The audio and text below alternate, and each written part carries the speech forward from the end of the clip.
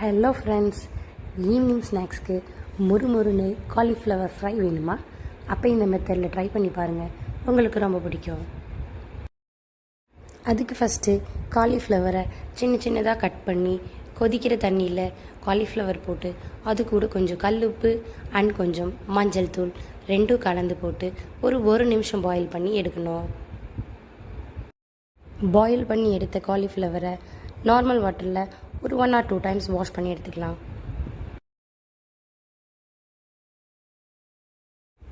Cauliflower கொஞ்சம் நல்லா try ஆனதும் அது கூட கொஞ்சம் கார்ன்ஃப்ளவர்,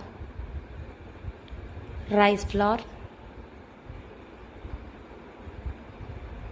காஷ்மீரி சில்லி பவுடர், தேவையான அளவு உப்பு,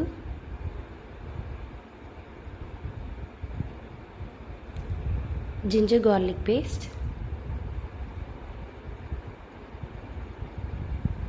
அண்ட் கொஞ்சம் லெமன் ஜூஸ் எல்லாம் சேர்த்து ஒன்றா கலந்து மிக்ஸ் பண்ணி கொஞ்சம் நேரம் காலிஃப்ளவரை அதில் மேரினேஷன் போட்டு வேணும்னா கொஞ்சம் தண்ணி ஆட் பண்ணி காலிஃப்ளவரில் மசாலா நல்லா கோட் ஆகிற மாதிரி கொஞ்சம் தண்ணி ஆட் பண்ணி கொஞ்சம் நேரம் மூடி வைக்கலாம்.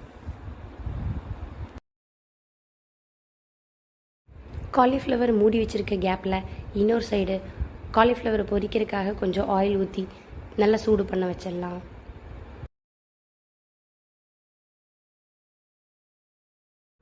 எண்ணெய் நல்லா சூடானதும் லோ ஃப்ளேமில் காலிஃப்ளவரை கொஞ்சம் கொஞ்சமாக போட்டு நல்லா கோல்டன் ப்ரௌன் வர வரைக்கும் ஃப்ரை பண்ணி எடுக்கணும்.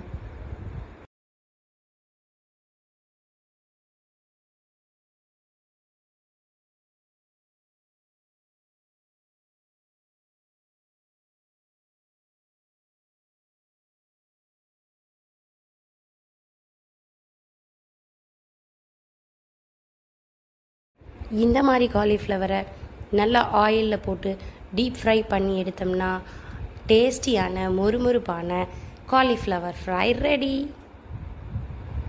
இதை நீங்கள் ஸ்நாக்ஸாக சாப்பிட்லாம், சாம்பார் சாதம், ரச சாதம் அந்த மாதிரி எது கூட வேணாலும் வச்சு சாப்பிட்லாம். அந்த காம்பினேஷன் உங்களுக்கு ரொம்ப பிடிக்கும்.